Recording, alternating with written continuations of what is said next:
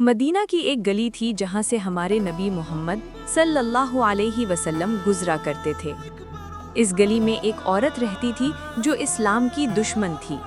جب بھی نبی صلی اللہ علیہ وسلم وہاں سے گزرتے، وہ اپنی چھت پر آتی اور آپ صلی اللہ علیہ وسلم پر کچرا پھینک دیتی۔ صحابہ کرام کو بہت غصہ آتا اور کہتے، یا رسول اللہ صلی اللہ علیہ وسلم، ہم اسے روکیں؟ مگر نبی صلی اللہ علیہ وسلم مسکرا کر فرماتے، نہیں، صبر کرو۔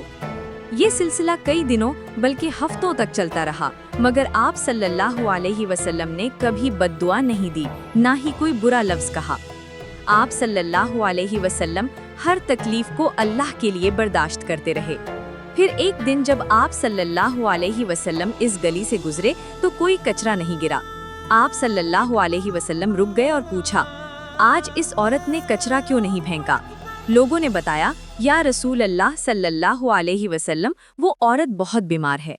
نبی صلی اللہ علیہ وسلم فوراً اس کے گھر تشریف لے گئے، دروازہ کھٹکھٹایا، سلام کیا اور نرمی سے فرمایا، میں نے سنا تم بیمار ہو، اس لیے تمہارا حال پوچھنے آیا ہوں۔ عورت حیران رہ گئی، اس کی آنکھوں سے آنسو بہنے لگے۔ اس نے کہا، میں نے آپ کو روز تکلیف دی، مگر آپ نے کبھی جواب نہ دیا۔ آج جب میں بیمار ہوں تو آپ میرے گھر آئے ہیں، آپ واقعی اللہ کے سچے رسول ہیں۔ اسی وقت اس عورت نے اسلام قبول کر لیا۔